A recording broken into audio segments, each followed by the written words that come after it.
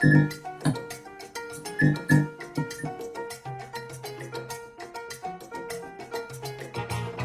guys, welcome to Sexy in Toronto City. I'm your host, Beatriz Vieira, and today I have a special double guest here. I have with me Nina Kako and Roger Kinton. Is that right? Girton. How did I say it? Girton. It's almost like curtain with a G. All right, there you go, guys. my accent start to interfere in my English. All good.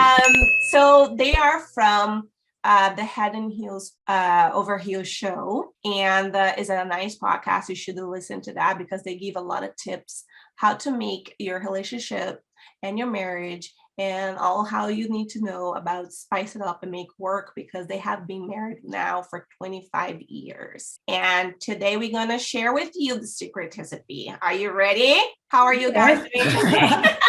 Well, thank you for having us. We're so excited to be on your show. We can't wait to dive in. And who doesn't want to talk about their relationship? Well, sex. Well, when they are very like long-term like yours, and I've been looking your videos and how cute you guys are on your lives, and you guys seems to be so in love, and like the friendship, the partnership that you guys have. And Nina, let's start with you. Because I want everybody to know about you first, and then after we're going to talk about Rogers too. So Nina background, she's from Baghdad, Iraq, correct? And then I want you to tell us the little story, because I want people to understand your background, his background, and how you guys made it work. Okay. So I was born in Baghdad. I'm 45 years old. I was born during not so great time in the Middle East. I was born in a war. My country was a war-torn country, like legit. I was there for 15 years of my life. And the entire time I was there, I lived in a war, in fear, and hiding from bombing, from wars. So I lived a really, really harsh life. Like it was a life and death almost every day of my life growing up in Iraq. It wasn't until 1991 when the Desert War started between U.S. and Iraq, that my father said, you know what? I am done with this country. I am done of living in the fear and having my kids live in the fear. We're going to try and escape. So we escaped. We walked from Iraq to Turkey during when the bombing was happening. We didn't know where we were going. We just took off. We just knew we're going to die regardless if we stay in this country. So if we're going to die escaping this country, it's okay. At least we might have a chance of survival there. They walked for 2 weeks. Wow. So we legit walked from Iraq to Turkey, because at that point, there's nowhere to go. And there's obviously no cars in the mountains. There's not even horses can take you up in the mountain, because it was all mountains. We had to go up and down and valleys, and it was cold. So we walked for about 13 days. Luckily, we survived. Wow. I was 15 and my sister was 18, and we carried our parents. I had my parents on my back because they were a little older, and they were like, no, you go and save your life. We're like, no, we're taking you with us. We're not going anywhere without you guys. So at that point, it was me, my sister, and my little brother, and we had lost the rest of my siblings in Iraq. We had separated, so we lost each other. We had no contact with them.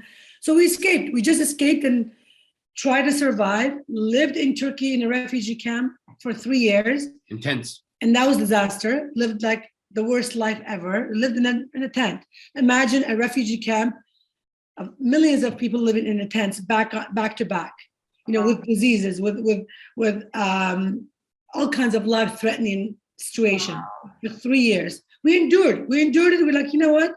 It's better than the life that we lived in the fear all of our life. So I finally made it to Canada. I was 18 years old. Didn't speak any English. Didn't even have any education till I only had a grade 8 education, because obviously I lived in a tent for 3 years, so there's no school. Throughout my teenage life, I tried to survive, Beatrice. I tried to survive everything. When I got to Canada, that's when my life began. That's when I said, okay, I'm reborn. I'm gonna start this life, and I will do whatever it takes to survive it. Was a big shock for you? It was and it wasn't. The reason what it was, I grew up in a Catholic Christian family, so we were very modern, very liberal in terms of growing up. Even though we lived in more of a Muslim country. It was the way we grew up was a little different. So when I came here, it wasn't as shocking. The culture wasn't that bad. What was shocking, it was the bullying. I was bullied a lot in high school because of the country I came in from, because of the war, because the war between US and Iraq, obviously people in Canada and in this world were not very educated with that war. So they blamed all of that on the people that lived there, clearly. We had nothing to do with it. So, but I said, you know what? I survived the worst of my life. This is nothing, it's a piece of cake. So I started from zero, went to high school, learned English, started working within the first month I was in Canada. And I had that thick skull that nothing will phase me, nothing will get to me. Words are just words, they're gonna pass through me. All I have to do is focus on my future, focus on my life. And I was determined to make it. I worked 3 jobs. I legit spoke English the next month, second month I was in Canada, because I just wanted to learn it. And I kept going. I met this guy 3 years later. That's amazing. Wow. Against all the wills and everyone around me, do not date a white boy, do not date a white boy. I said, I don't care the color of his skin, I don't care his origin, as long as he loves and respects me, I'm gonna date him, whoever it is. And the night I met him, I told my best friend, I'm marrying this guy. She picked me up at a nightclub. She didn't tell me that, or it wouldn't have been a quick pickup. I was legit, that was 25 years ago. I've been with the same man for my whole life that I've been in Canada, pretty much. Because it was a choice I made. I said, I'm gonna be with a person for the rest of my life, and I made that choice. And he's an amazing human being that legit loves and respects me, and that's all I asked for. That's my short, long story. Wow, that's a beautiful story. I feel like a lot of things that you said, I didn't live in the war, but my country is very poor. And the part that you said that people has a lot of prejudice and bullying, yes, there is a lot. And I hope people that is listening to this podcast can feel empathy for immigrants and understand that it's not our fault, that the country that we come from is not us. Yeah, it's not our absolutely. choice, right? And Roger, tell me this part about like when you met her and you knew that she was from Baghdad. How do you feel? Like, do you have a resentment and going like, oh, she's come from war, this chick is going to be like a freaking crazy, I'm not going to date her? Or how was your attitude? Well, I'll be honest. Where I grew up in like a rough neighborhood. So I was surrounded with people from Lebanon, people from Baghdad, people from Somalia, people from Africa, Jamaica, all that stuff. So essentially my whole life, I was probably one of the only white guys in all the people I hung out with. Mm. So I was the outsider when I met her. Like, you know what I mean? I saw myself as the outsider because when I met her, I was living with 4 Portuguese guys in a house. Wow. You know, so everybody was from somewhere. I wasn't. You know what I mean? Yeah, like, you were from Ottawa, right? Like I had no culture. Everybody else had culture. Yes. So he's a white boy with no culture. Yeah. He was also bullied growing up because of that. You know, and it was one of those things where like we both had very kind of rough upbringings, but totally different.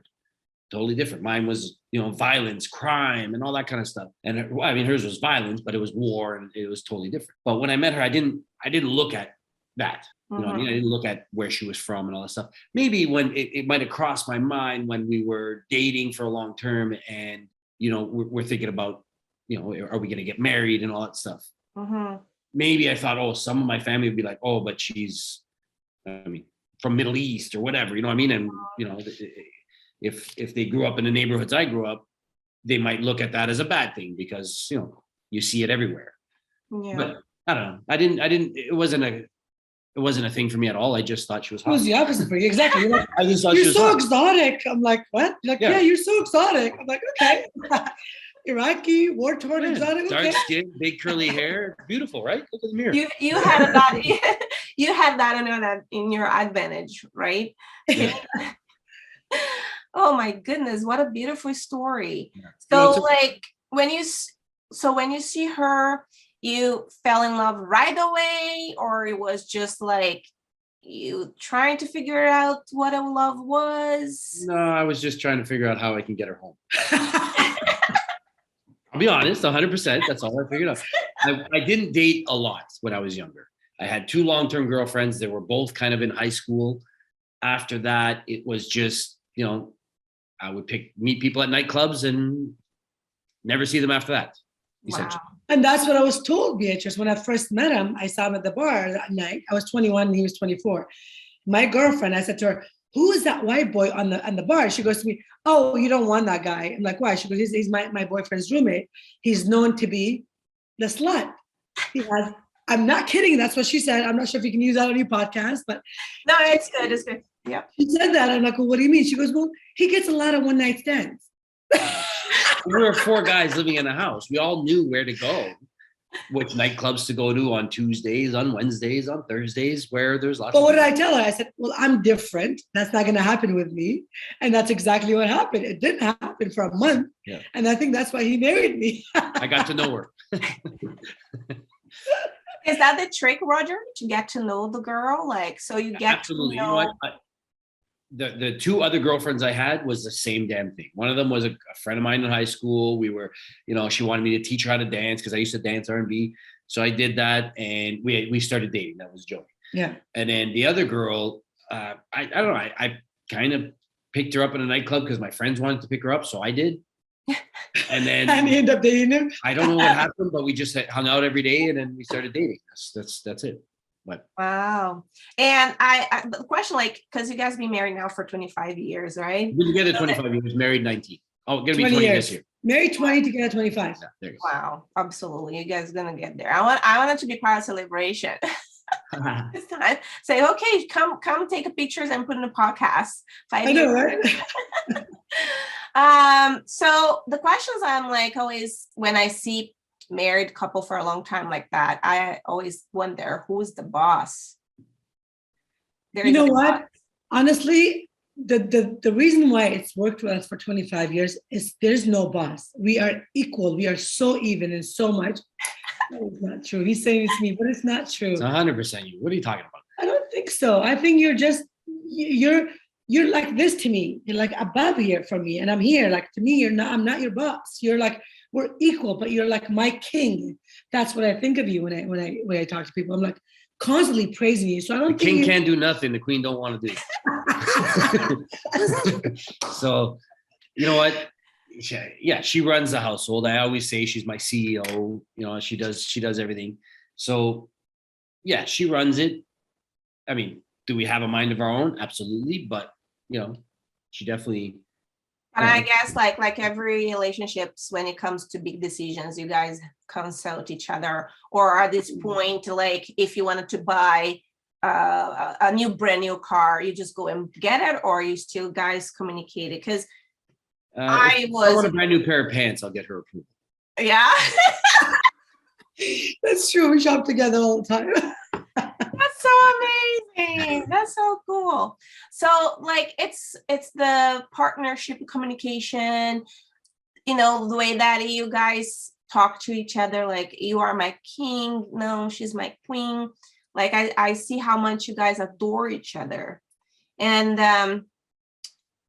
like you guys say it to me, but let's elaborate a little bit more. Like what happened? You guys said that you guys met in a nightclub. Yeah, I legit picked him up at a club. Okay, so I was minding my own business, just dancing in the corner. yeah, And tell me a little bit about that day. So I was a waitress at a Swiss Chalet restaurant, and one of our mutual friend had opened up a club in Ottawa. At that time, we both lived in Ottawa. Okay. He opened up a nightclub downtown Toronto. We both knew him, but we didn't know each other. We had come across each other's paths so many times, but we never met. I'll tell you about that after. Okay. So many times, but we never met. That night, I walked into the club after I finished work. My friends came pick me up from work. We all went, and I was a driver, by the way. I was a DD. I was designated driver. I walked in the club, and I'm all about dancing and movement and the body language. And I saw him dancing by the bar, and something it was a love at first sight. I don't care what anybody says. That stuff exists to this day. I fell in love with him right there. Because that night, I even told Maria, my best friend, I'm going to marry him. She goes, shut up with your predictions. Let's just go home. I said, I'm not going home. I'm going to stay and dance with him. She goes, you sure? I said, yes. They all left. I stayed and danced with him to the last song of the night, which was a slow song by George Michael. I remember that like it was yesterday. Wow. It was the beautiful night, and I never forget it. I drove this guy home that night. And She didn't come up. I didn't come up to his house. We talked till about 7 a.m, in the driveway, in the parking lot. The sun was up. We never stopped chatting. I knew he was mine that night. See that? Do you see And that? actually, the next day, Yeah. I was at work. I was selling cars, and I had this girl that bought a car for me asked me out. I was Mm. like, all right. She called me and said, I want to take you out. And I said, all right, let's go. So we went out. I went home to change first. Were you there then? Yes, you were. I was there with Nadine. His So- roommate was my girlfriend working with me at the chalet. So I walk in the door. When I first met her, she just got off work. She had a ponytail, nothing drastic. Mhm. And then I walk in the front door with this girl. The next day. The next Wow. day. And she's sitting there. She's plucking my roommate's eyebrows. And she's got hair like yours right now, poofy, big, blonde hair, A lot of all it. makeup done, dressed to the nines, like way hotter than I she was was the coming day to before. see you. I was coming Yeah. to your house. I'm like, I gotta look really good. So I walk in with a girl. We go out on a date. I come back. She's still there. So I got the girl at the front door, and I'm like, I look at Nina. I look at the girl. I look at Nina. And I look at the girl. I'm like, yeah, you gotta go. Felt Nina to see him like with a girl there, and you knew that he was going on a date. How'd you felt? Well, he came back from a date.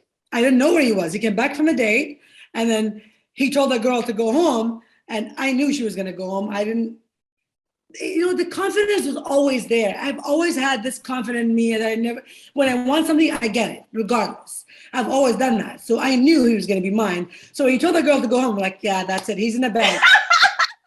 We legit, Beatrice, we sat down on that kitchen table from, I think it was 9, 10 o'clock till the next morning, 6 a.m. and we chatted again. This is 2 nights in a row. We didn't sleep. We just chatted. Wow. So after that, do you guys remember where you guys went for the first official date? I think, I'm not sure exactly which restaurant it was, but No, we didn't really go on a date. We just hung out. we just saw hung each out. other every day for the next 2 years, Yeah. every day. Wow. So, but I mean, like she would come and get me at work, whatever. I had just lost my license for some stupidity. And anyway, she used to pick me up at work, drive me home.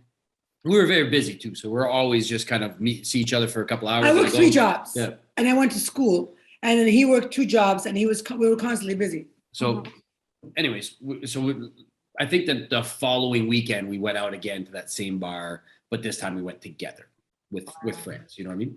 So that would have probably been the first date. I think that was our first date. Wow. But just to make the story a little bit more context, what I said earlier, that we crossed paths many times. I used to live in my neighborhood. Right next door, there was a Lebanese family, and they had this. His dad was separated from his mom, but they had this restaurant, this like tavern, like welfare place. Like people would go there and spend their welfare checks. Happy days. It was called Happy Days. So me and my friends used to go into the back of this place and make chicken wings and take them with us. And we'd joke sometimes. We'd open up the door between the kitchen, and we'd laugh at the people in there. Mhm. Well, Nina was a waitress there. I had no idea. That was one of my jobs. She was one a of my waitress. 3 jobs. And then after that, when I was selling cars, she used to work at Swiss Chalet across the street. So I used to see her getting off the bus, and I used to check out her butt and her hair. He loved my curly hair. Yeah. He always said, I used to notice your curly hair before even you knew me. So like we crossed paths so many times. I don't know how many other times afterwards we brought it up, and then when we finally met, I kind of put those things together. Oh, wait, you're that girl from there. Oh, you used to work there. Oh shit. So Yeah. we crossed Wow. paths many times. So after all this 2 years, whatever, you guys started like to be seeing each other. I'm gonna ask this question for Roger. When did you know that things were getting serious? Like you knew, because she said that she had the confidence she'll marry you. But Yeah. when did you knew that you're gonna marry her? It did take me a long time. My family, my parents got married on their 25th anniversary. I was legal to drink at their wedding. You know what I mean? I was an adult. So marriage wasn't a big thing in my family. In her family, it is a big Huge. thing. It was like, huge for me. Not even my family. For me, it was always No, but I mean, like you guys would meet somebody and get married a week later sometimes. You know what I mean? yeah, yeah. Yeah, but the culture was a little different. So I think it was like a month or so after we started dating. 3 months. Maybe 3 months. She started saying, "When are we going to get married?" And I was like, "Whoa, what the?" He was like, "What? We're breaking up. You just suggested marriage. We're gonna break up." No, I'm like, I never said I'm that. I just never kidding. said that. But I know. I just brush it off like, yeah, whatever. You guys it did took- get it took a scared when long they time. heard that. It took me a long Yeah. time to say that, yes, I'm going to marry. That's why it took me dated for 6 years before Well, we got married. we lived together after 2 years. We Yeah. moved in together. Because like I said, marriage wasn't anything. I knew it was serious. We were having fun. And that's my thing. I always told her, I always want to have fun. If I'm not having fun, then I'm not enjoying my life. Straight So up. he said, I know you want to get married, but how about we live together first to figure it out? And that was 2 years into our relationship. So we did. We lived together. Unfortunately, that didn't last very long because I had to move to Toronto because my mom wasn't feeling great. And then 8 months later, he followed me here. Once he followed me here, I knew we were like done. Like we were going to get, it was just a matter of time before we got married. So you guys did a little bit long distance relationship? 8 months. Yeah. But I mean, we saw each other almost every weekend. She would either drive down. Like, I mean, I wouldn't even know sometimes she'd come down. I'd go out on a Friday night with my friends. I'd come home and I'd fall asleep and I'd wake up and she's sleeping beside me. I'd finish work on Friday night and drive there 2-3 hours. I'd make it to Ottawa and I'd go straight to bed with him. Wow. Wow. You guys did a deal like it was not like a very, easy either because, you guys did have some obstacles on your way to kind of challenge you guys. Oh, yeah. We had tons. We still have obstacles. I mean, to this day we do. My know. family didn't accept it at the beginning. They were like, no, you're not. You don't want to marry outside of the culture. And I was like, I had to make my family see and realize that this is my life, this is my choice, and I'm choosing the best person for me. Once I did that, which is why I want to talk to you about a little bit about that, because you come from similar culture, and I know your listeners are same kind of from all over the world, but we don't have to worry about our culture when it comes to love and respect and appreciation. You marry who you think is good for you. Forget about where your especially if culture you're is. not in the country that you're coming from. Right. So you don't have to abide by those kind of rules. Even if you are, like, forget about the color of the skin, the religion, and all that stuff. Forget it. I think the most important thing is the love and respect that person is giving you. And that's why I showed my parents. I said, listen, this is my life. I'm going to be spending with this man for the rest of it. I don't want to marry someone from my culture. I want to marry someone that's going to love and respect me. And I know he's going to do it. And my dad says, I respect your opinion. I've raised you well enough to know your opinion matters.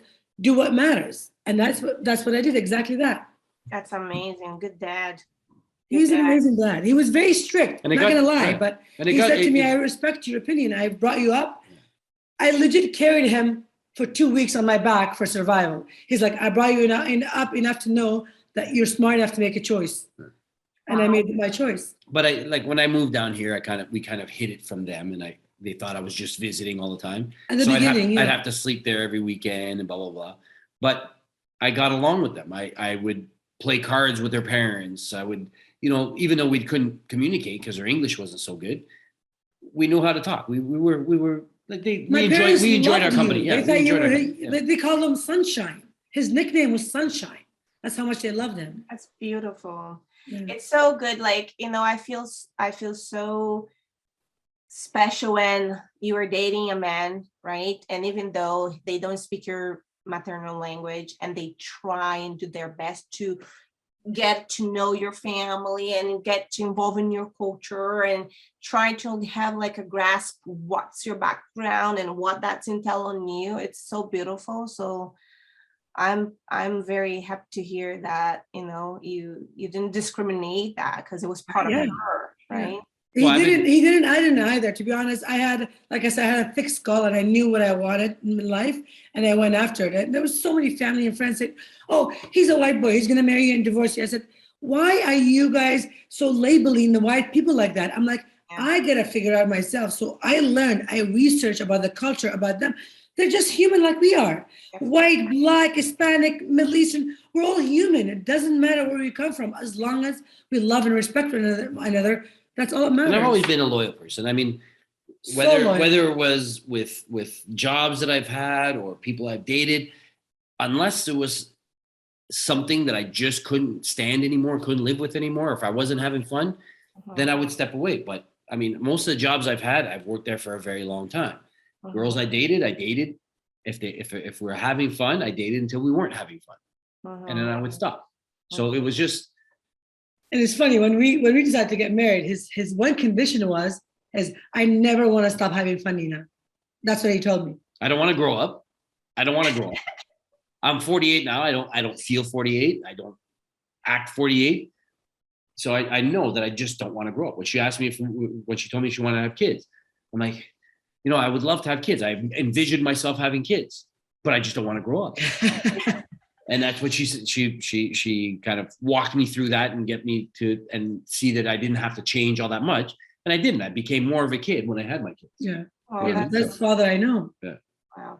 So now that we get into that part, you move here, and then you living together. When it was, tell me about your engagement. Where I wanted to hear from you, Roger. How you did it? How did you propose to her?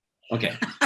So It's a funny story. it is, but it's not like it wasn't a planned thing. So we were going to Ottawa for a wedding. My cousin was getting married. When Nina and I were talking about the marriage stuff, she says you have to ask my dad. But she goes, the problem is my dad's gonna say you have to ask my older brother, who lived in England, Oh, that I've never met. So just I said, okay, well, if I ever meet him, I'll ask him.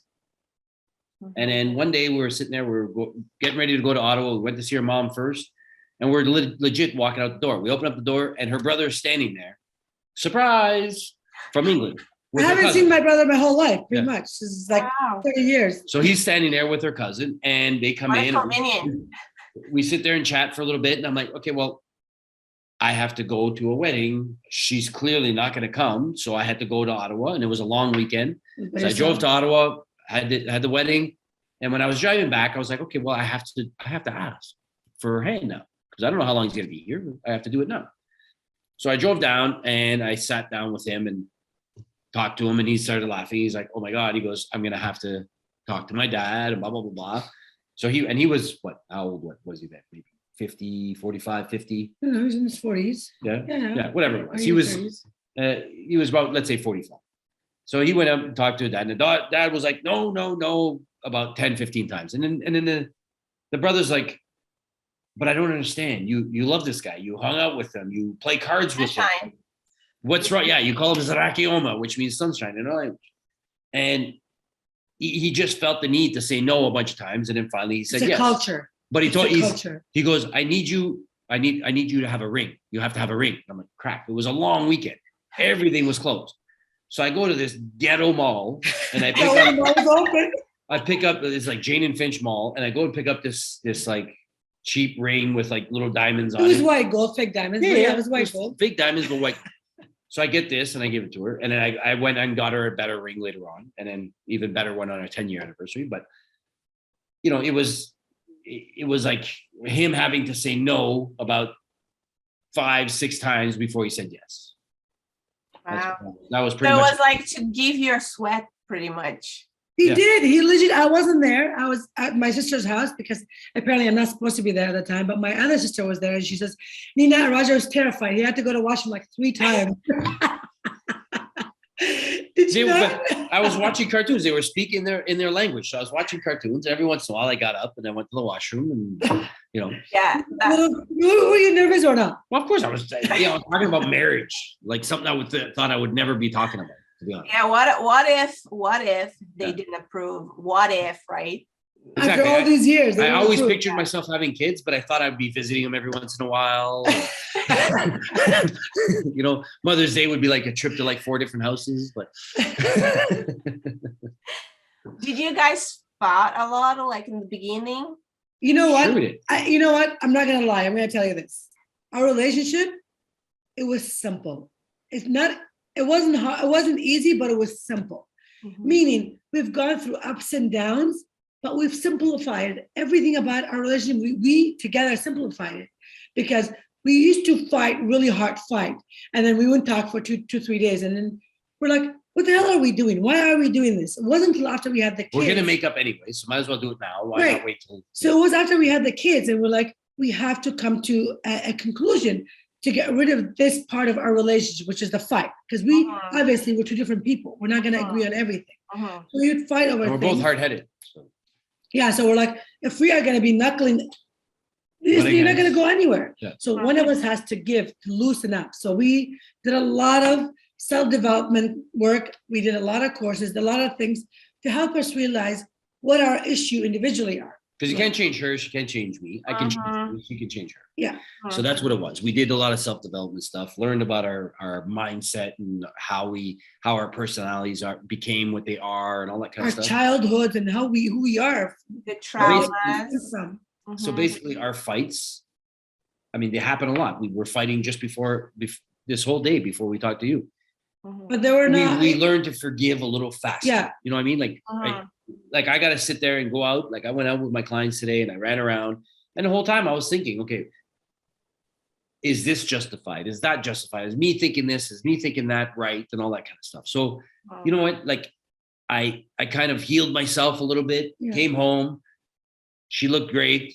We come on here with you and we're bubbly. You know what I mean? But the thing is, you got to expect that in life, Beatrice. You got to expect that the goods comes with the bads in everything, in marriage, in relationship, in your day-to-day activity with your children. Like it's everywhere. It cannot always be strawberries and chocolates. Sometimes there's some shit on top of it. You know what I mean? You have to deal with it.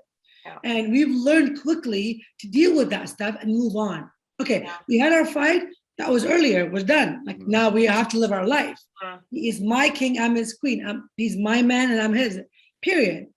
It's not always going to be love and fun. So there will be issues in between us, and we're okay with it. Absolutely. And the thing that I love, the fact that you said, Nina, and I think why there's a lot of marriage that doesn't work is because they don't do the work, right? They give up too easy. Yeah. And they become a victim. You know, you get into a fight, and then you did something wrong to me, and I'm a victim now. And you take that mindset and you just run with it, as opposed to work it out and say, you know what, I want to fix it. Yeah. Because you can. Yeah, we got a lot of friends that have been dating for whether it's a year or 5 years or 10 years, and when we find out why they break up, it's like you guys just didn't work it out. You just didn't try to work it out. You just figured, I'm going to go. Yeah, and I think that's the beautiful thing. And I did on myself a check note to here mentally. I say, okay, check. When you say, you did it and you went there and you got courses, you did the self-development, you dig in, you didn't just sit there and say, oh, whatever, he's going to figure it out and he has to forgive and I'm not going to do it. And, so it's beautiful that, you kind of realize that you have to be constantly working and self-developing, because we change. We never going to be the same person that we were when we were 20, 30s in 40s. We are always developing, right? Absolutely. And so you said that, because that was be my next question, how you kind of resolve the indifferences, like the fights. Do you guys say, okay, let's not talk for like a few days, or you going your way, I'm going my way? How do you guys resolve the fights? What's your agreement? So like you said, relationship at the beginning is different than it was now. Things changed every stage of our life. We were young, we had no kids, and then we had kids, and we had a lot of careers decisions to make. And now we're in the future. We're like, okay, what do we do with that? Like every stage of our life, it's challenging, but it's also simple. So we're like, okay, we've done this. What is the next stage? Where is that stage? If there's challenging, if we have issues between us, we used to fight and not talk for days. Like I said, we did a lot of development self courses, and we're like, now we think, okay, if I have an issue and you have an issue, if you don't solve it, then there's a story that I'm telling myself that is not true. He's telling himself a story. So let's figure out what that story is. What I'm thinking, what I'm saying is different from what he's thinking and what he's saying. So let's together communicate it and talk about it. If it is different, then I'm going to apologize, or he's going to apologize, and we'll fix it right away. If it isn't, we'll find what the issue is. We're still going to fix it. But it's all about us communicating. There's no eye rolling. There's no disrespect. That is when the marriage breaks, is when there's disrespect between the couples.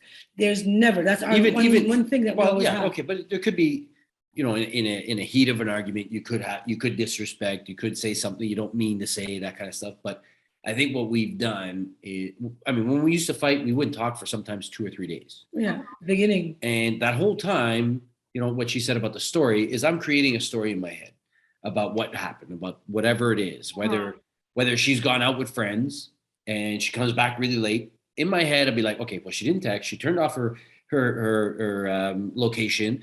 So she's clearly doing something. She was over there. Oh, there was this guy over there. Oh, you create this whole story in your head. It might not be the real story. It might be so far from the truth. Yeah. But when I talk to her and I say, this is what I see, this is my story that came out, she'd be like, what the heck? Where did you get that? And then she started explaining all this stuff. And I'd be like, okay, that makes sense too, because you convince yourself that your story is 100% true. Yeah. Over and over again. You convince yourself that your story, there can't be another answer. That's the only answer. Yeah. But then when you actually, so we learn how from like all these courses we've taken, we've learned to communicate, sit there and talk and say, okay, because like the things that I had issues with today, if I didn't say that to her, it would have gone on for months. But at least now she knows, okay, what I have a problem with. And I know what she has a problem with when she communicates those things to me. So then I'm like, okay, well, maybe I shouldn't do that. Maybe, if I know that, Nina loves it when I come in, hates it when I come in and I don't say hi to her and I just run upstairs, then I know, okay, when I come in, maybe I should go over and say hi to her because it means a lot to her. You know what I mean? But if she never tells me that, then I'll never know and I'll continue doing it. And then she'll think, oh, he hates me. He doesn't love me, blah, blah, blah, blah. Which just goes back to our, self-development course that we took, like the love languages, the personalities, the attachment styles, everything that we've learned and all the books we read, everything we did, we're like, dude, I loved you from day one I met you. You loved me. So if there's that and that respect, everything else will be fixed because we'll always have problems. We'll always have issues. It's called life. Absolutely. And if there's no issues, no problems, then it's not a life. It's freaking boring. And nobody likes boring life. Yeah. Do you know what I mean? Yeah. And then one thing that you said, because, what it miss in this life is knowledge. A lot of people doesn't know what their love language is. And it's hard. They don't know what their spouse's love language is, Yeah. which is huge. Yeah. You know what I mean? My love language is touch, which it is. And hers, let's say, is acts of service. I'm always touching her, and she'd be like, oh, it's not always about sex. It's not always about this. I want you to do stuff for me around the You house. I want you to do this. I want you you don't do this. And it's like, what is that? Why don't you open the door for me? Or that kind of stuff. So once you know what hers is, then you give a little bit of the love that you give, but also give it the way she knows it too. Yeah. It's like me and you speaking in a different language. Yeah. You're talking and I'm talking. You don't understand me. I don't understand you. Yeah. So when for you, Nina, is like, he comes like, okay, take the garbage out means attention, extra change later on. Yeah. Yeah. A lot of people, that is their love language, I know someone a woman that her husband goes a lot of traveling all the time and he buys her all kinds of expensive Gucci's and Pradas and this and that, but she doesn't give a shit about it. What she wants is for him to be with her most of the time. When he's here, spend time with her. So they fight over these things. And he's like, but I give you everything. She goes, no, you don't. You don't give me what I need. And he doesn't understand it. His love language is gift giving. And hers is quality time. Yeah. So he's not doing the quality time. He's giving her gifts. He thinks that's what I'm doing. So they're fine, but they love each other to death, but they're constantly miserable. So it's like, dude, learn about each other. Do some work. It's your responsibility as a human being to do some work on yourself so you can help others. Absolutely. And I think that's why we've been, successful for 25 years is we have our core values and everything that we do together, it's aligned. You know what I mean? Yeah. But at the end of the day, what you said to me, Nina, and I'm gonna listen very carefully here, is that you guys always choose each other. 100%. Like it comes a fight, it comes with whatever. You look in each other's eyes, say, you're my man. I belong to you, belong to me. And that's the point, because I choose you, you choose me, and that's it. And I think that's important too. It doesn't matter like if you have a fight and it can be like the biggest fight ever. At the end of the day, you made a choice, and that choice was to continue this journey together. I will tell you one thing. I have never to this day of my life talked behind his back in a negative or unloving way. To this day, it's been 25 years. I've always praised my husband, not just to myself, but to everyone around me, to my own family. If anyone, like we speak different languages, go to my family's house. If they start speaking my language, don't speak English, I will give them shit. I'll be like, that is rude. My husband's present, speak English. It has always been my thing that I respect and love him beyond everything else. You know what I mean? He's always going to be my number one. And I see a lot of women, like I do on girls' night, and the girls were like, thank God it's ladies' night. I'm away from my husband. I'm like, why do you speak about your husband like that? Even if it's not his presence, you are legit bringing that negative energy into him, even if he's not around. Praise your husband, lift him up, but he's not here. I don't care. He's your man that you chose to be with you for the rest of your life. Yeah. You're better half, you know? Yeah. That's what they say, right? Because when you're with somebody, you're not like individuals anymore. You are one. So if you talk bad about Roger, you talk bad about yourself. Exactly. Because he's your partner. You choose it. You being with him. So why would you do that? Why are you putting him down? He's your partner. Yeah. Well, we said till death do us part in good and bad. Everything we're together. Yeah. You know, everything he does reflects on me. Everything I do reflect on him. And that's how we are in our relationship. And I think. And I would get that kind of stuff too. When I go out with guys and stuff like that, I would hang out with them, and he would introduce me to one of their friends and be like, oh, you're the guy that likes to hang out with his wife. Wow, you don't? I'm like, which one's your wife? And he'd be like, that hot blonde girl. I'm like, I know it's your wife. Like they just don't even try and put an effort. They see themselves as superior to them. I don't know what it is, but I don't know. The machismo. We talk about, you know that, Nina? In my language, we talk that the macho, you know, I'm the macho. Well, yeah, but that's wrong. And I talk about that on my podcast a lot because it hurt a man to be this kind of, you know, macho kind of thing, because they're missing out to have a beautiful relationship with a lady and intimate and understand. Anyways, let's not talk about that now. It's I know it's harder for single people now because there's so many options. You can swipe right in every 10 minutes and get somebody new. So there's so many options. And I think what people got to do is, first off, they got to give that person a chance that they're in front of them. They swiped right with them. They went on a date, give them a chance. And then try to kind of like make the time you have with them fun and exciting. Absolutely. You know what I mean? If you're going to be bitching and complaining the whole time, they're probably not going to have as much fun. Yeah, the problem that is, like you said, with the left and right, with apps, dating apps and stuff, it became so boring. I've been single for a little while now, and when I go there, it's always the same thing. Like, what's your age? Where you come from? What's your nationality? There's no really something that make you connect with somebody. Yeah, there's no connection. Robotic, you know. It is. Well, most of these apps I hear they're like that. I've never even seen one, but when I talk to my friends and say, yeah, it's not a good thing. Yeah. It's never a good. Always better. If you want to hook up, it's different. But if you want to, you know, a long-term relationship, or you want to get into a relationship, you put a little bit more effort and time. Absolutely. And you talk about your family, Nina, and all of the traditions and stuff. What is the tradition from your culture that you brought into your marriage? Just food. Lots of food. It's true, but it is true. Our food consists of a lot of greens and veggies and very little protein. So that's what I brought in. But what I brought in is our values, the values that was instilled in me since I was a kid, that love and respect above everything else. And I think that's our culture. I mean, you know, like my family do speak a different language, and they forget sometimes that there's someone in the family that doesn't speak it. So they tend to bobble at it, but I wake them up. I'm always like, you know what? You have to respect the people that don't speak it. So move on. But in terms of that, honestly, I love my family. They're great. How about you, Roger? Can you swear on the show? Yeah, of course. Okay. So I don't know the values. I mean, I gotta say, my dad was with my mom for his entire life. They weren't married or anything like that, but I mean, they got married at the end. But you know, when I talked to my dad about dating, he taught me about the 4 F's. Okay? So it's find them, feed them, fuck them, forget them. Essentially, okay. So don't ever say that to my kids. No, but I'm just saying, like, okay. That's. Let me recap that. Find them.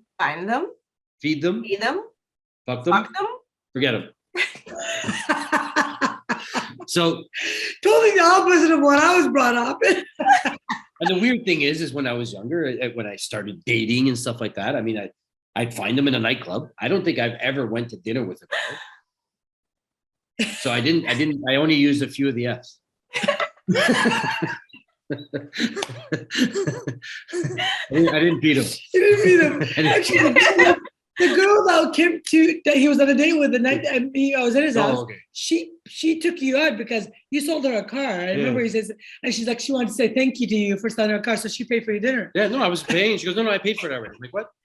And then the first girl I did take out for a date, she was actually a Portuguese girl, and I think her name was Mafalda or something. I can't remember. Anyways, took her out a date, very beautiful and everything. We went to dinner and a movie.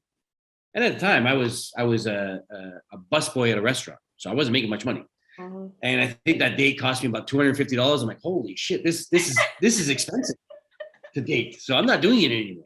I'm not dating anymore. That's why these days in those dating app guys always say, let's go for coffee. I'm like, I'm not a coffee girl. Thanks. But I'm a tequila girl and some very expensive wine. Yeah. So I don't know. I mean, other than my dad being with my mom his whole life, that's probably the only, like, he stuck around. He didn't leave. So So honestly, I love my parents. I love my family. But my dad was a mean husband to my mom all her life. I've seen the worst. I've seen him beat her up and everything. So that was one thing I never wanted to have in a marriage for me. I wanted loving respect, even though my father loved and respected all of us, but he wasn't the same with my mom until the later years. So that kind of relationship I never wanted. I never wanted a man to control me or tell me what to do. And I think that's why I always say we're equal, me and him, because we're partners in everything. Mm-hmm. That's beautiful. So because he said with the 4 F's, I want to ask this question. You celebrate Valentine's Day with absolutely. her. So after that, and like, do you still celebrating now? Because you already ate her and all of it. You fed upon her, you fed her.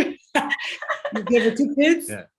No, during COVID, when we had she set it up, but we had a spectacular date where we rented a hotel at the X Hotel by Exhibition Place. And, we had some Uber Eats, we had some desserts. There was nothing to do because it was COVID. There was absolutely nothing we could do. So we just kind of hung out in a hotel room and had fun. But to this day, we celebrate Valentine's Day. Yeah, that's because, a lot of marriages, when they get in a certain years, they just, it's just another day, But we go on dates all the time. We constantly go on dates. And once or twice a month, we're on a date, just me and him. And we only talk about us, and our love and our intimacy and our love and our life, like nothing else. Yeah. We do even like business, because we work together. We both sell real estate. We both have our podcast. We do our TikToks together. Everything is together. I love we want to have. You love my TikTok? When we want to have some sort of meeting about what we want to do or what our plans are, we'll say, okay, let's go out to dinner. And, we don't normally sit in front of each other. I normally get the table and I sit beside her like this. That's and, the waitresses always notice. They always say, oh, you guys are so cute. Did you guys just start dating? And we tell them. Beatrice, to this day, people ask us if we just started dating. Oh, we're engaged. I'm like, because I don't wear my wedding ring ever.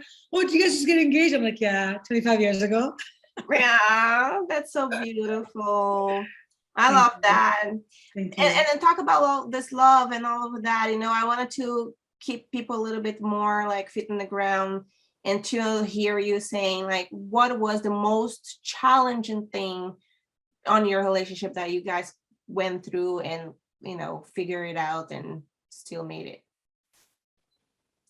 I don't know. I mean, everything was challenging, and it wasn't that, like people say relationships are hard. It's not that hard unless you make it hard. You know what I mean? So we have conflicts about who's, telling who what to do and who's the boss of this and who's running this. But I don't know. We didn't have. Like every other couple, we had our challenges of having babies, of having careers, of having to work nights and days, and to build our life. Those are all really hard challenges, but we also knew that we have a very simple relationship. We can't complicate it. But we also knew that with every challenge, something good's going to come out of There's it. a reward behind it. I always knew, like with our fitness, we work out all the time. We put our body through hell every morning, but we know we look good. I mean, I'm not being showing off or being biased, but we look good because we work out every day. We put our You body. guys do. You guys are a very sexy, hot couple. And another thing is sexy and intimacy. Yeah. And I think our relationship, to answer your question earlier, what's the secret is, it's that we are very intimate with each other. We are very sexual with each other. It is really important for a couple to realize that sex is extremely important in that relationship, because if you're not having a great sex with your husband or with your wife, guess what? We're human beings, and human nature wants that great sex. So they're going to seek it elsewhere. So why not give it all your effort all the time to your partner? And if there's no room for it, you say, you know what? This week is going to be really rough. Let me explain why, and explain to your husband or your wife that's going to be rough for you. Maybe you have a big deal that you're working on, or maybe you have, you're thinking of this huge thing with your kids. I don't know, whatever it is, that intimacy has to be there all the time. Well, look at throughout the marriage. For example, we try and I tell this to my kids that we always try to impress each other. We talk about it on our podcast as well. We always try to impress each other. So sometimes I'll come home from work and I'm dressed like this, like I suit or something, and I'll go upstairs and I'll change, but I'll put something nice on. I won't put like dirty pajamas and whatever, I'll put on something decent and I'll go upstairs. And sometimes I remember my daughter one time asked me, she's like, "Where are you going?" I'm like, "Nowhere." And she goes, "Why are you getting all dressed up?" I'm like, "I'm dressing up for mom, just downstairs." And she looks great. Why can't I impress her? You know what I mean? I'm looking good. I want to look good for her. So we just try and keep each other interested. So I think our biggest challenge would be that our biggest challenge was not to leave our relationship get boring and get repetitive and get, just too complacent. Every few years, Nina and I just kind of check out my challenge. Let's try this. Like before we were in real estate, we were both working separate jobs and stuff like that. We bought a house. We thought it was fun. Nina said, "Well, why don't we get into real estate together?" I did it first. She did it afterwards. And it became great. We started. It was a challenge that we went on, and it kept it from getting boring over the years. We've been doing it 16 years. And then Nina said the same thing. Or when we started talking about fitness, we said, okay, well, we're going to do this. Now we took it upon ourselves to do fitness competitions and all that kind of stuff to get into shape.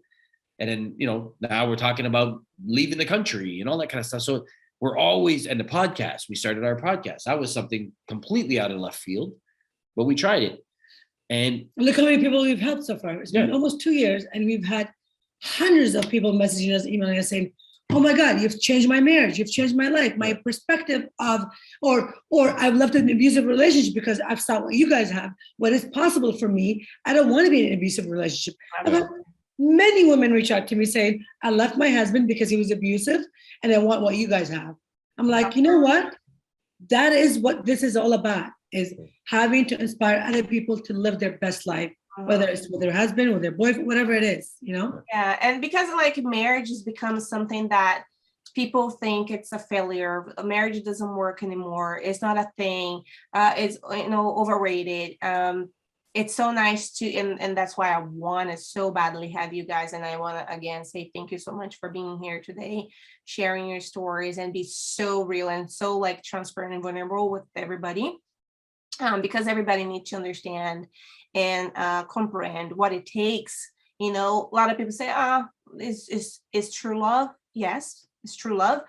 But even true love gets to work. Like you guys did the soul searching. You guys know your love language. You guys did all this, and the choices are, I want you every day of my life. And I'm not going to let the fights or challenges getting through that. We're going to get it together. And it's not going to be like individualism, because Nina said that, we are equal. And I believe that too. I believe in the marriage is a partnership, and you guys have to be equal. There's no competition. When couples start to compete with each other is where they go apart and destroy their marriage, and they become individuals. And oh, but you have to be your own self. Yes, I have to be my own self, but always remember that I'm not alone. Yeah. Yes. You got to grow together. You be I your own agree. self, but grow together. I mean, people do it with their kids all the time. They're all different people, but you grow together. That was our conversation we had earlier. Like a lot of couples try to change each other as opposed to growing together. Yeah. Like, look, we're not going to be 20, 30, and 40. We're always going to grow. We're all going to change. We can't stay stale and, or go backward. We have to grow. And in a relationship, we got to grow together. I can't leave him behind, or he can't leave me behind. I'm in the same mindset as I was 20 years ago. I can't do that. I have to grow with him, So, and if people are worried about, we took a lot of courses, all that kind of stuff. Yeah.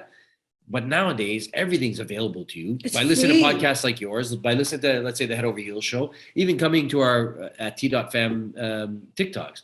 We try to show little things in there. I mean, sometimes we're being funny, but a lot of times we're trying to show little things about what you can do to make a relationship a little bit better. Date nights, dress to impress, have fun, dance, all that kind of stuff. Absolutely.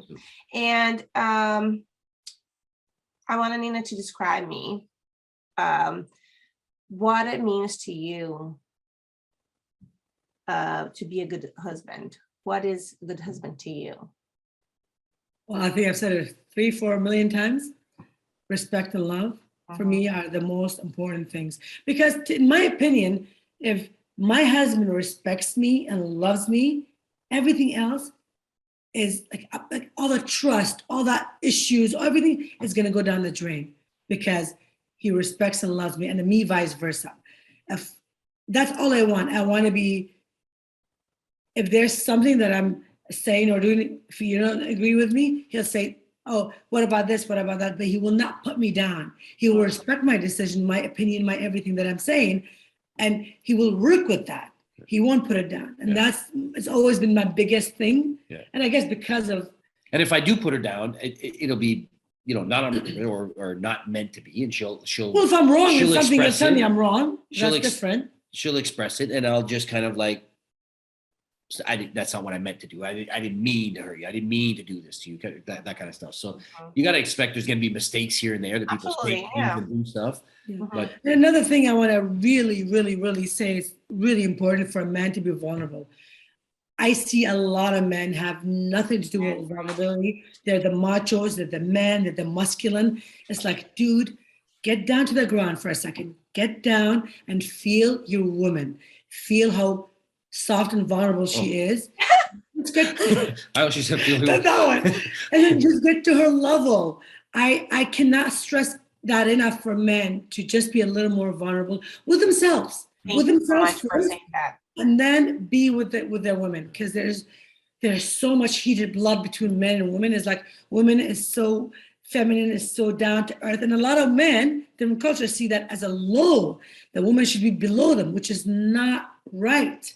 A woman and men should always be equal. So if I'm vulnerable, if I'm crying, he should be doing the same thing. He should get to my level, and that's one of the reasons why I love him, because he's my type, he's my level. Yeah. And I think that's because of our core values and I got to learn, like you said, too macho and all this stuff. I was that way. I was dating a lot of women, all this stuff. So I didn't think I was going to get to know Nina. You followed the 4 Fs.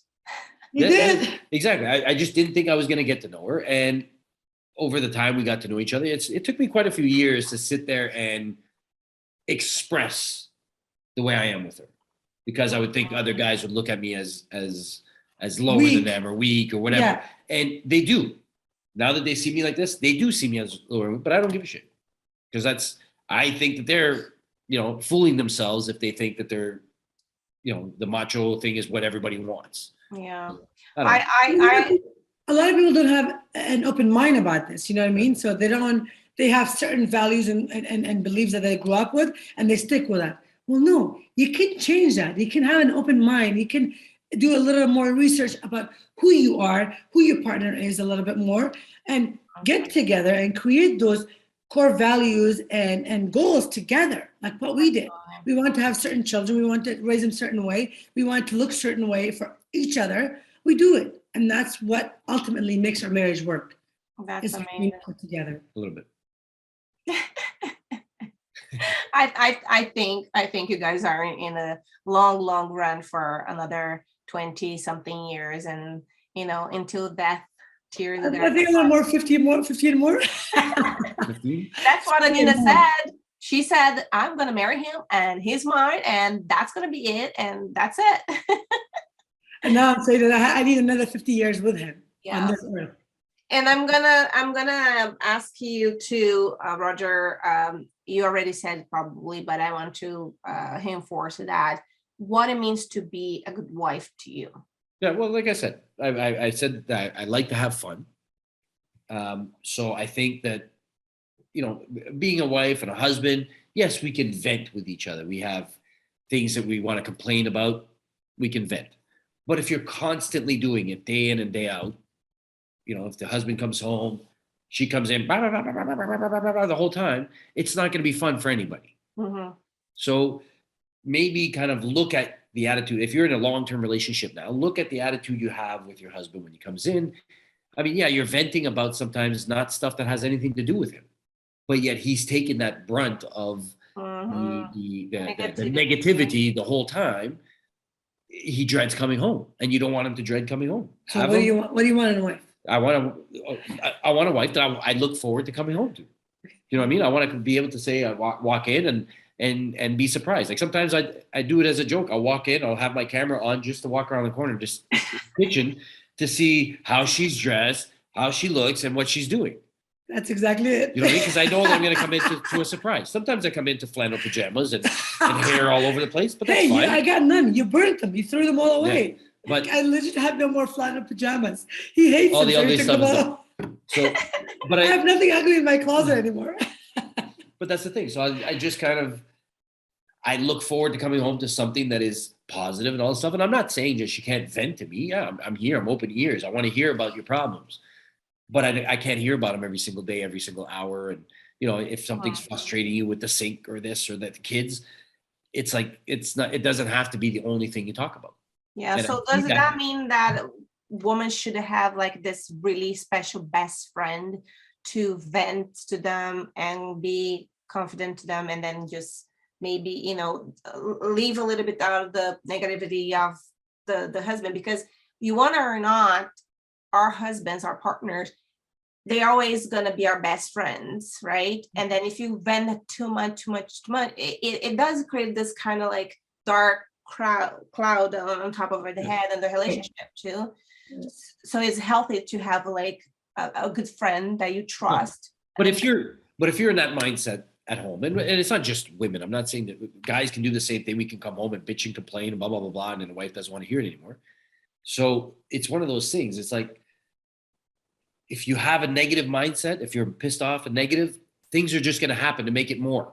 You know what I mean? Like, Nina was upset about our argument or whatever today. So when I came in, she still had a little bit upset. We were having trouble connecting with you on the computer, and I can see it in her face. She was really mad at the computer. It was taking me 20 minutes to figure it out. She was really mad at the computer. Well, those things are happening because you're in a negative mindset. Because the computer was fine when I came in and I touched it. I did this, blah, blah, blah. It was fine. But because you're sitting there and you're getting impatient, you're touching every button. Now the computer's like loading and doing all kinds of stuff. So you're creating that more negativity by adding negativity. You're negative. You're going to create more. You're going to stub your toe. You're going to spill the glass of water. You're going to do this. You're going to do that because you're rushing. So that's what I see. Like you just got to pick and choose your moments. I mean, not to say that, I mean, I am her best friend, and yes, she can vent to me and all that stuff, but we do. We have our moments. I just don't want it all the time. And she won't want it all the time. Nobody does. I mean, if you think of a best friend, if you meet your best friend all the time and all she does is bitch and complain, you don't want to hang out with her. Absolutely. I'm getting like in my last questions for you guys. It's going so fast, and I'm having so much fun to know you, and I feel already like I know you guys for a long time. And I'm getting inspired to find a healthy, balanced, and happy, fun relationship, And you will just manifest it. It's going to come to you. Absolutely. And I hope that energy that you guys are also giving to people. And I wanted to give a little pause here to ask people to go on your podcast and to listen to your message there as well.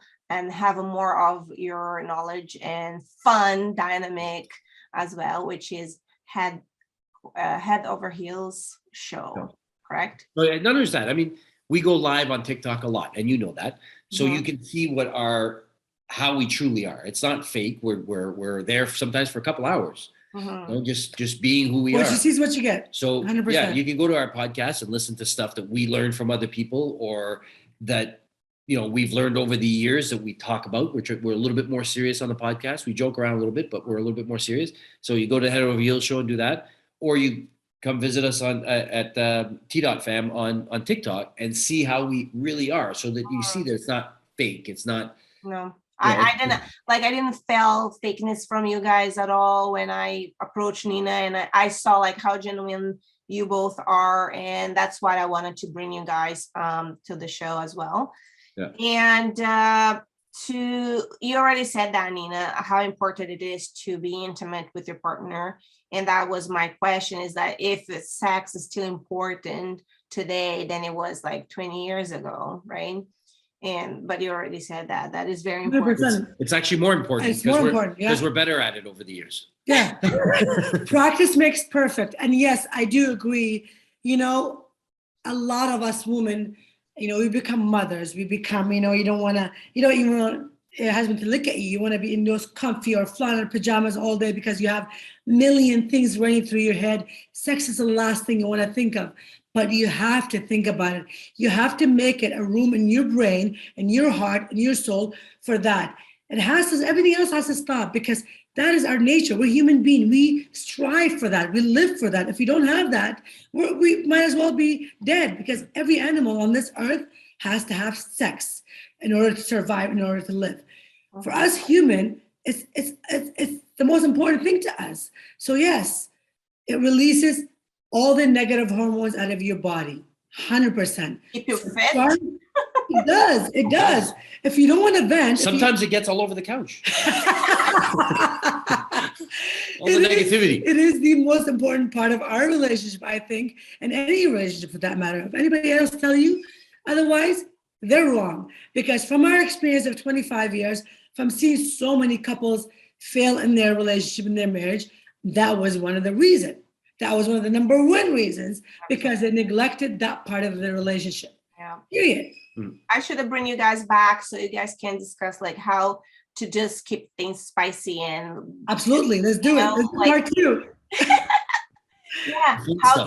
How to keep things spicy, how to, for example, Roger, when Nina is like sexy on the TikToks and her bikini and stuff, it must have like tons of men hitting her and saying, "Hey, mamacita, hey, gorgeous, yada yada," and like come back for another show episode, and then we can discuss like how you guys keep that together and not interfere with jealousy and all of that.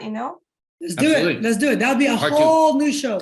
Yeah, absolutely. I am so glad you guys are here. Thank you so much for your time, and I know you guys are so busy. And do you guys have like one message for couples out there, or people that are single and like so like thinking like, oh, I'm so tired of like going dates, I don't want to do that anymore, giving up on love? Do you guys have like a message for them? I would say life is what you make of it. Whatever you want is in the reach of your hands. Like anything in life, you can reach and get it, as long as you actually manifest it and do the work for it. Period. There's nothing beyond what you can reach. As human beings, we have brains, we have everything and legit right now, everything in the palm of our hands. You can have and do whatever you want. Just go after it. Yeah. Stay positive. That's all. I would just say, don't live in the past. Somebody cheated on you, somebody messed it up before. Don't let it bleed into the new relationship. Start from scratch and go from there and be yourself. Manifest it. Manifest the hell out of your amazing life. Amazing. In a positive way. That's it. Guys, thank you so much. And I'm your host, Beatrice Vieira. We are in Sex in Toronto City, your podcast. And for those that didn't yet, please subscribe and go visit our Instagram as well. Ciao for now. Thank you, guys. Thank you so much. See you again soon. See ya.